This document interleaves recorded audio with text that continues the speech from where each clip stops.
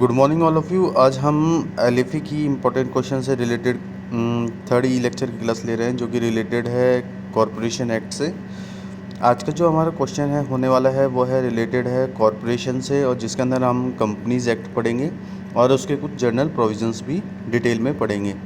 तो जो आज हमने क्वेश्चन डिज़ाइन किया है वो रिलेटेड है define the corporation, explain the corporate law, companies act 1956 with the general provision in detail. तो इसका आंसर हम इस तरीके से देंगे कि पहले हम कंपनीज एक्ट 1956 के बारे में बताएंगे।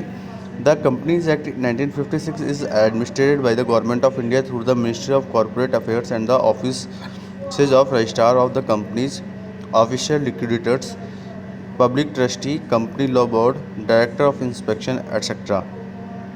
The act is 658 sections long. The Act contains provision about companies, directors of the companies, memorandum and articles of association, etc.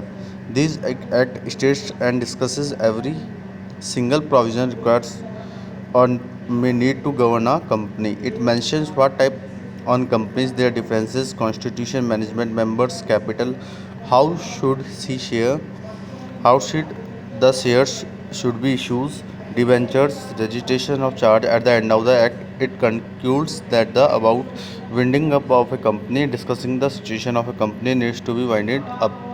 The ways it should be done by the volunteer or through courts.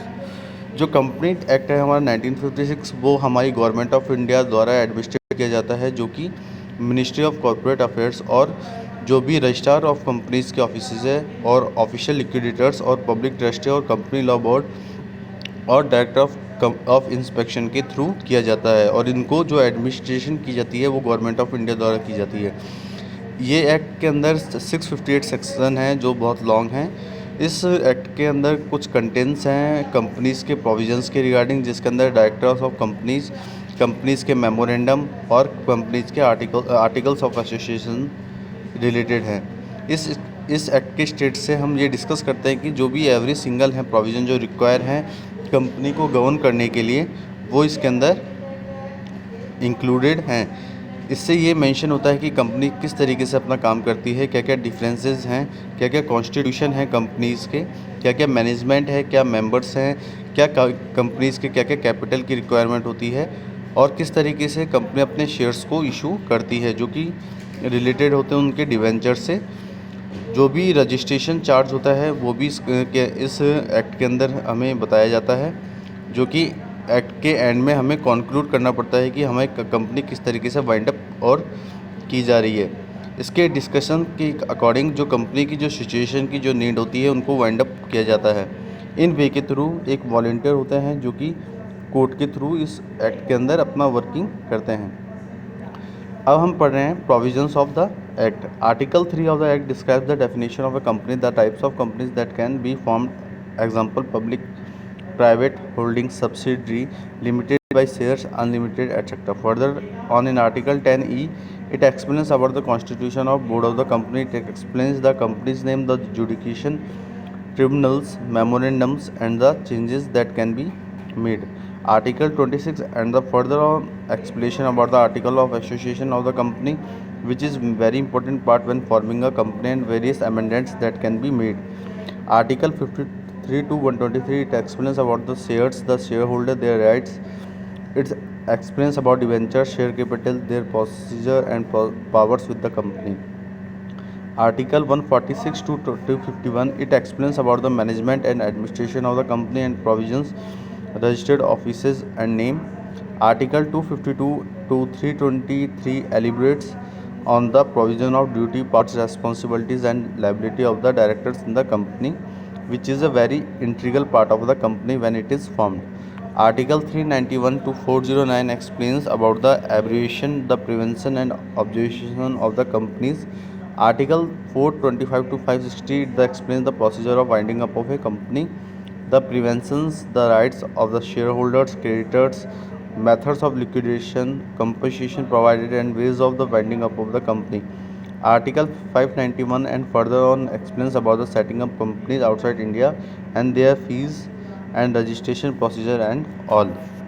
अगर हम provisions की बात करें companies की, तो जो article 3 है जो वो एक्ट करता है कंपनीज की डेफिनेशन को और किस तरीके की कंपनी है, वो किस तरीके की कंपनी फॉर्म कर रहे हैं, like public, private, holding, subsidiary, limited by shares, unlimited etcetera. Article number 10E के अंदर हम एक्सप्लेन करते हैं company board of the company के कॉन्स्टिट्यूशन को, जो कि एक्सप्लेन करता है कंपनी के नेम को, उसके जुडिडिकेशन को, ट्रिब्यूनल्स को और उसके मेमोरेंडम्स को, और जो भी चेंजेस हैं उसके अकॉर्डिंग। आर्टिकल 26 के अंदर हम एक्सप्लेन करते हैं आर्टिकल्स ऑफ एसोसिएशन कंपनी के, जो कि बहुत इंपॉर्टेंट पार्ट होता है जब हम कोई कंपनी को बनाते हैं, और उसके वेरियस अमेंडमेंट्स को भी मेड किया जाता है। आर्टिकल 53 और से 123 हमें एक्सप्लेन करता है कंपनी के शेयर्स को और शेयर होल्डर्स के राइट्स को, जो कि एक्सप्लेन करते हैं हमें अबाउट डिबेंचर, शेयर कैपिटल और क्या प्रोसीजर हैं, पावर्स हैं कंपनी की। आर्टिकल 146 टू 251 एक्सप्लेन करता है मैनेजमेंट और उसके कंपनी के एडमिनिस्ट्रेशन को, जो कि कंपनी के प्रोविजंस को, रजिस्टर्ड ऑफिस और उसके नेम को एक्सप्लेन किया जाता है। आर्टिकल 252 से 322 कंपनी को इलेबोरेट करता है उसकी प्रोविजंस ऑफ ड्यूटीज़ को, उसकी पावर्स, रेस्पॉन्सिबिलिटीज़ को और डायरेक्टर्स की लायबिलिटी को, जो कि कंपनी की होती हैं, जो कि कंपनी के इंटीग्रल पार्ट में फॉर्म होती हैं। आर्टिकल 391 से 409 एक्सप्लेन करते हैं कंपनी के एब्रिविएशन को, उसके प्रिवेंशन को, उसके ऑब्सेशन को, जो कि कंपनी आर्टिकल 425 से 566 एक्सप्लेन करता है कंपनी के वाइंडिंग अप प्रोसेस को, जो कि कंपनी के प्रिवेंशन राइट्स के अलावा जो राइट्स होते हैं शेयर होल्डर्स के, क्रेडिटर्स के, जो मेथड्स होते हैं लिक्विडेशन के, कंपनसेशन होता है जो प्रोवाइड किया जाता है एम्प्लॉइज़ को, और जो कंपनी के वाइंडिंग अप होते हैं उनको उसके अंदर एक्सप्लेन किया गया है। आर्टिकल 591 के फर्दर हमें ये एक्सप्लेन किया जाता है कि कंपनी को किस तरीके से सेटिंग अप किया जाता है आउटसाइड इंडिया, और उसकी क्या फ़ीस और रजिस्ट्रेशन प्रोसीजर होता है वो। अब एक ओवरव्यू हम पढ़ने वाले हैं कंपनीज एक्ट का 1956 का। Companies act 1956 explains about the whole procedure of the how to form a company, its fees, procedure, name, constitution, its members and the motive behind the company, its share capital, about its journal board meetings, management and administration of the companies, including an important part which is the director, as they are the decision makers and they take all the important decisions for the company. Their main responsibility and liabilities about the company matter the most. The act explains about the winding up the business as well as what happens in detail during the liquidation period. जो companies act का overview है उसके अंदर हम ये बता रहे हैं कि जो कंपनीज एक्ट 1956 है वो एक्सप्लेन करती है उन सारे प्रोसीजर को जो एक कंपनी को बनाने के लिए किए जाते हैं।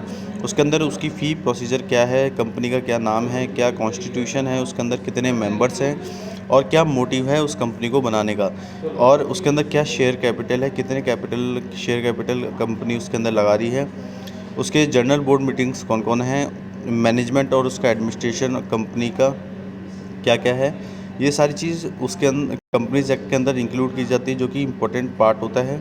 इसके अंदर जो डायरेक्टर्स होते हैं वो डिसीजन मेकर्स होते हैं, जो कि इम्पोर्टेंट डिसीजंस लेते हैं अपनी कंपनी के लिए रिगार्डिंग, और वो उनकी मेन रेस्पॉन्सिबिलिटी और लायबिलिटीज़ होती है कि कंपनी के रिगार्डिंग कि वो उसके मैटर को डिस्क्लोज़ करें।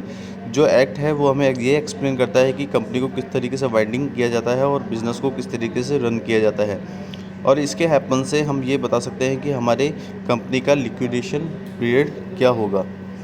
Company objective and legal procedure based on the act. The basic objective underlying the law are a minimum standard of good behaviour and business honesty in the company, promotion and management.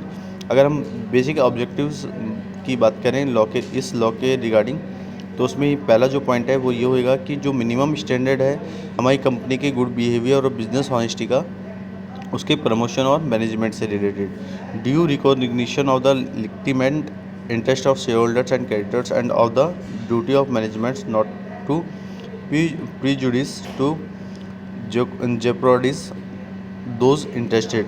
उसके अंदर जो भी हमारे जो recognition due हैं और जो भी लिग्नामेंट इंटरेस्ट है शेयर होल्डर्स के और क्रेडिटर्स के, उनकी किस तरीके की ड्यूटी होती है मैनेजमेंट में, जो कि नॉट प्रीजुडिस होती है उसके इंटरेस्ट को लेके। Provisions for greater and effective control over and voice of the management for share holder. क्या क्या प्रोविजंस हैं जो कि ग्रेटर और इफेक्टिव हैं कंट्रोल करने के लिए कंपनी के, और मैनेजमेंट की क्या वॉइस होती है शेयर होल्डर्स के regarding. A fair and true disclosure of the affairs of companies in their annual published balance sheet and profit and loss account. जो फेयर और ट्रू डिस्क्लोजर होता है कंपनीज के अफेयर्स के रिगार्डिंग, जो एनुअल पब्लिश बैलेंस शीट होती है company की, जिसके अंदर कंपनी के प्रॉफिट और लॉस को बताया जाता है। Proper standard of accounting and auditing, इसके अंदर इस जो कंपनी एक्ट के जो ऑब्जेक्टिव है उसके अंदर जो अकाउंटिंग और ऑडिटिंग की रिगार्डिंग जो भी प्रॉपर स्टैंडर्ड्स हैं उनको भी एक्सप्लेन किया जाता है। Recognition of the rights of the share holder to receive reasonable information and facilities of expressing and intelligent judgement with the reference of the management. जो भी राइट्स हैं शेयर होल्डर्स के उनको रिकॉग्नाइज किया जाता है जो कि किसी रीजनेबल इन्फॉर्मेशन को रिसीव करते हैं, और साथ साथ उनकी जो फैसिलिटी होती है किसी चीज़ को एक्सरसाइज करने के लिए जिसके थ्रू वो एक इंटेलिजेंट जजमेंट देते हैं जो कि मैनेजमेंट के रेफरेंस के थ्रू होते हैं। A ceiling on the share of profits payable to the management as remuneration for the service rendered. जो सीलिंग होती है, जो भी प्रॉफिट का जो शेयर पार्ट होता है जो कंपनी कमाती है उसको मैनेजमेंट एक रिम्यूनरेशन के थ्रू अपने सर्विस प्रोवाइडर्स को प्रोवाइड कराती है। A check on their transaction where there was the possibility of the conflict of duty and interest. उसके अंदर जो ट्रांजेक्शन्स होते हैं रिगार्डिंग अकाउंट्स के उनको चेक किया जाता है, और जो भी पॉसिबिलिटी होती है ड्यूटी और इंटरेस्ट की कॉन्फ्लिक्ट के रिगार्डिंग वो पूरी की जाती है। A provisions for investigation into the affairs of the company managed in the manner oppressive to minority to the shareholders or prejudicial to the interest of the company as whole. जो भी investigation के regarding जो भी provisions हैं उनके affairs के regarding any company ये manage करती है कि उसको इसके उस तरीके से इस मैनर से किया जाता है कि जो भी माइनॉरिटी है, जो भी शेयर होल्डर्स की जो भी माइनॉरिटी है और जो भी प्री जुडिकल के इंटरेस्टेज हैं उनको कंपनी के अंदर पूरी तरीके से इन्वॉल्व किया जाए। enforcement of the performance of their duties by those engaged in the management of public companies or the private companies which are the subsidiaries of the public companies। जो परफॉर्मेंस इन्फॉर्मेंसमेंट होती है ड्यूटीज़ के regarding company के अंदर उनको engage किया जाता है मैनेजमेंट के थ्रू, और जो पब्लिक कंपनीज हैं और प्राइवेट कंपनीज हैं वो अपनी सब्सिडीज़ पब्लिक कंपनीज के बाद प्राइवेट कंपनीज़ को हैंडओवर करती हैं। तो आज के लेक्चर के अंदर हमने कंपनी एक्ट के बारे में पढ़ा, क्या क्या प्रोविजंस हैं कंपनी एक्ट के उनके बारे में पढ़ा, और इसके रिगार्डिंग एक्सटर्नल में बहुत सारे इंपॉर्टेंट क्वेश्चंस पूछे भी जाते हैं जो कि ये हमारे LFE का एक इम्पॉर्टेंट पार्ट है। तो आज के लिए इतना ही। Thank you so much and have a nice day.